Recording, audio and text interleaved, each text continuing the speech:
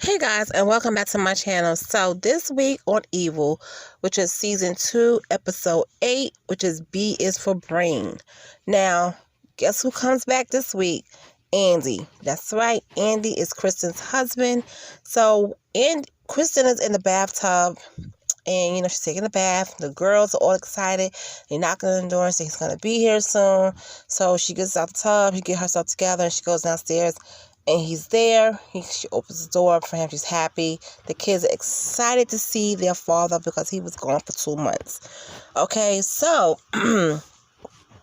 Andy notices a change in his wife, Kristen. Okay, when he got home and it was, about to do, she gagged him, she gagged herself and put on these masks. I think he had like a wolf mask on and she had on this tiger mask. And that's how they, were having their little episode in the bedroom. So he's like, okay, that's one thing that stuck out to him, that she's changed. Okay. Another thing is Kristen is self-harming herself. She is burning a cross on her stomach, which to me, I'm like, girl, get it together. What? You go to a therapist, all right? I feel like her and David need to get this little feeling out of the way because they're going to end up doing the do. He's having thoughts about her and she having thoughts about him. I really don't think Kristen is attracted to her husband anymore. She may love him, but I don't think she's attracted to him anymore. I don't think she has those strong feelings for him like she used to. But we'll see how this goes. Okay, but Kristen is self-harming herself. They was in the grocery store, and the guy just jumps in front of them. And I'm with Kristen on this all the way. So the guy is like, I only got a few things, it is what it is. You show me your car, I'll show you mine, and see who wins. But it's a real cocky dude, okay? And Kristen was like, okay. So she went to the freezer and got a big bag of fries. And she tapped him on the shoulder, and he said something to her and called her the B word. And she just socked him. I mean, she socked him really good with that French fry bag. I was like, yes, he deserved it. He deserved it. But Andy, her husband, is like, oh, you have changed and we can't be this way. He need to get it together. This is who Kristen is right now. He may not like it. He may be used to her a certain way, but come on, he need to really get it together. So, he's not feeling the change in Kristen. I'm loving badass Kristen, okay? But, I don't know where her marriage is going to go. So he goes and visits Cheryl, of all people, and talks to her about, Kristen changing. And she basically tell him, because she got her doll over there in between 2 red candles, because she's practicing whatever she's practicing, worshiping her dang on doll and everything. And she's talking to Andy, and she was like, basically, this is your fault. She had to fit in. She had to, survival of the fittest. She had to conform. It's your fault. You've been gone.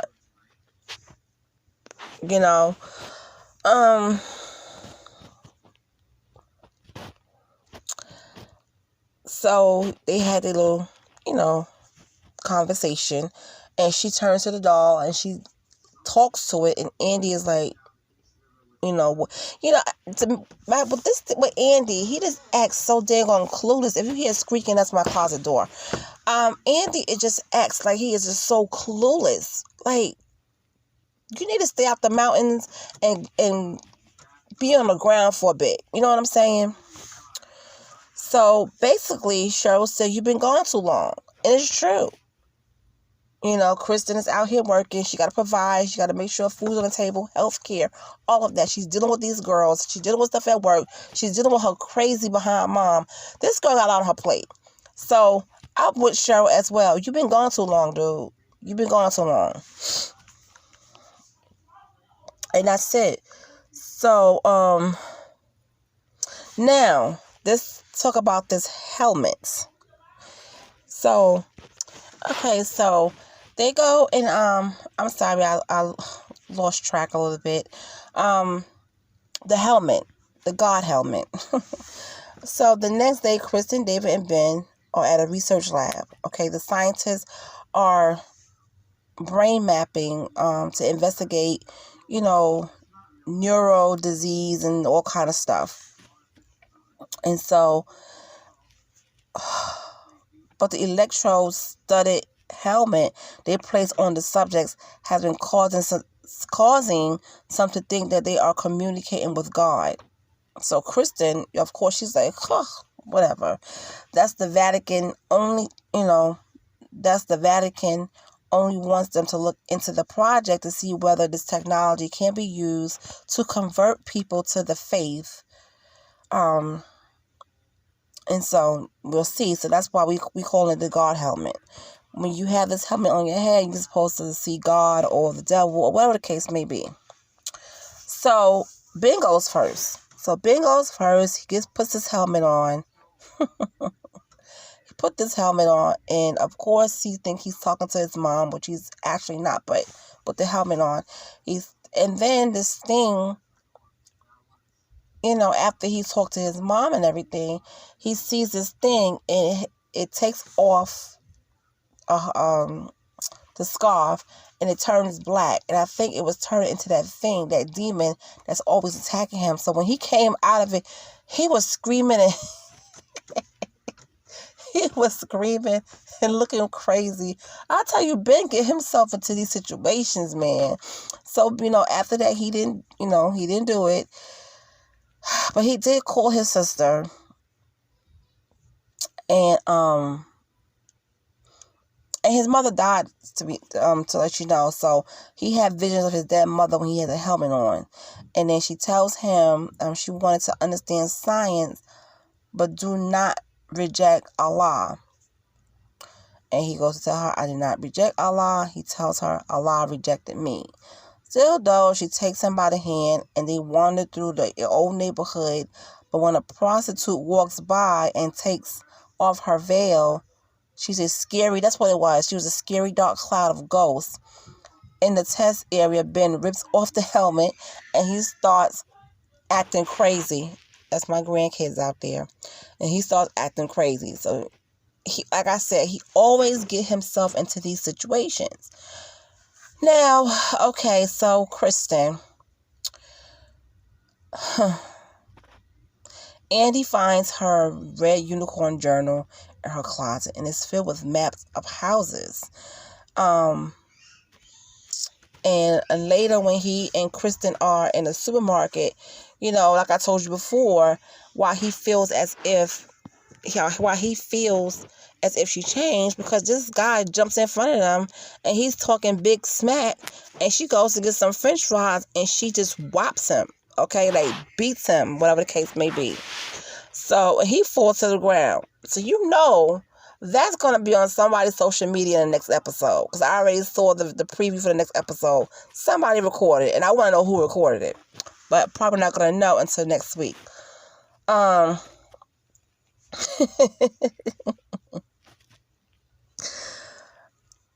So, her and Andy have a conversation, and, I think Andy needs to really lighten up on Kristen.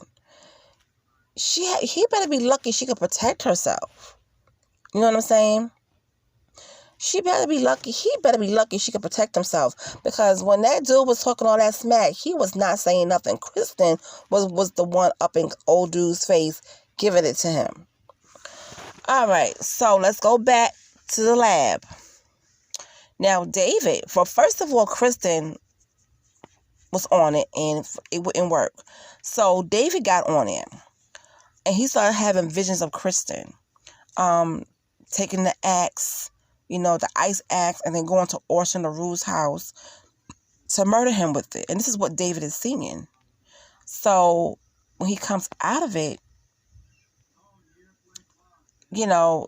she's like, they talk privately, and David tells her privately, what he saw, and Kristen is a bit shook up.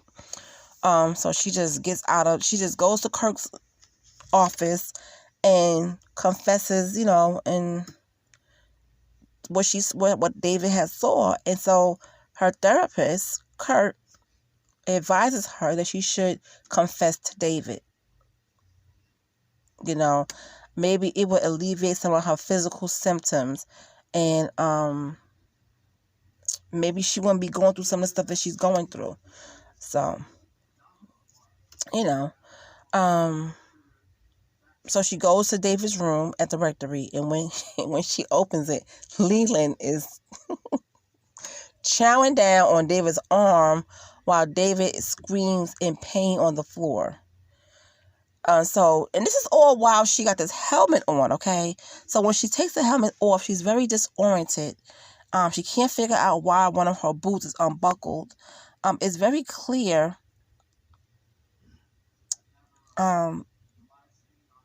Wasn't when she, sat down, I think. No, it was unbuckled when she sat down, I think. Now this time, she does run to Kirk. He observes that she's talked about David a lot, but that Andy is home after a long time away, and she barely even mentioned him, which is true. And he's like, reflect on what you want in this moment. If it's your husband, it's your husband. If it's David, it's David, he says. But she says that David isn't obtainable because he's about to become a priest. However, Kirk notes, if he doesn't become a priest, he's not obtainable. I think Kristen and David are going to break down and do, and out the door Andy is going to go. Because I really don't think that she, I don't think Andy is who Kristen want right now. I don't, but we'll see. We still got some episodes to go, so we'll see. So I thought Kristen didn't put the helmet on, but she did. She did. And now David's turn, and but he sees nothing. But Sister Andrea has an explanation for that. His visions are from God, not from being zapped by electrodes, she said, and they've got bigger problems. Anyway, my favorite part of this whole episode is when she faced off with Leland. Okay? Sister Andrea is nothing to mess with. Sister Andrea is that girl that Leland needed to match up. I mean, he has no match when it comes to her. So she faced off with Leland early in the episode and managed to stare him down by welding a kitchen knife. Okay? Her demeanor was like, you can jump if you want to. So he takes the thing off his hand and said, you see, you burn me with holy water. And she says, oh. And then he said, but it wasn't holy water. It wasn't holy water. It was ammonia. She said, she didn't even flinch. Okay. So he took out the ammonia and opened it. And she took the knife out. He said, let me see your hand. And she held that knife like, okay, what you going to do with it? He can't mess with Sister Andrea. He cannot. And I had so much fun with that part of the episode because Leland could be a pain in the behind. He could be a pain in the behind. So she stared him down, but it's just crazy. It's just crazy. But she tells David, the bad guys are getting stronger. She warns him. So she instructs him to meditate more and start over because Leland will be back. And he will, with his crazy behind self. Okay, so now Bishop Mark is frustrated with David when he says the Vatican should not look into the helmet. Okay. Kristen says it absolutely should, and bid is torn. Back at home, after getting, back at home, Cheryl and her creepy puppet of the her creepy puppet of that damn doll, Andy suggests that they sell the climbing business and that she quit her job. But Kristen is not doing that. She was like, what? Because something in it is making you different. So he thinks that this job is making her different. So she gets angry quickly, raising her voice, and she says that her work is making her tougher, and is making her more sufficient. In fact, her job is our lifesaver, she says.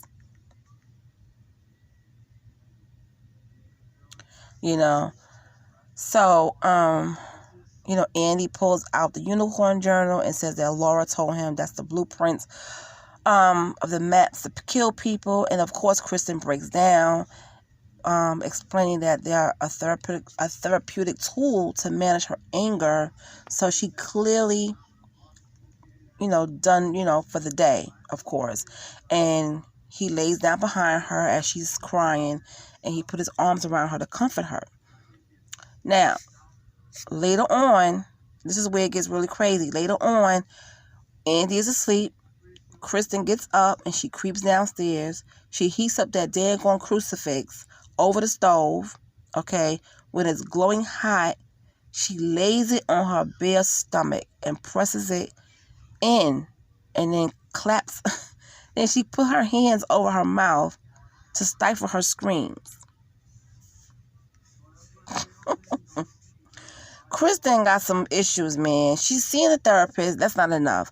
So now she's self-harming. She's up there burning herself with a crucifix. First of all, she's going to tell her husband, she burned herself making pancakes. And he sees that it's in the style of a cross of each burn. I don't know what's going to become of Kristen and Andy, but they need to get it together. I don't know if David and Kristen are going to ever do the Humpty Hump, which they need to, and get it out the way. We already know Sister Andrea and Leland. Leland is no match for Sister Andrea. We see that. Ben, I guess he's going to still be chasing around in his head, being a disappointment to his mom and all this kind of stuff. But this episode was very interesting. I did enjoy it. If you watch Evil, and let me know, how did you feel about this episode? It was really good. It gets better and better. It gets better and better. Better and better. All right, you guys, that's all I have. So I will talk to you later.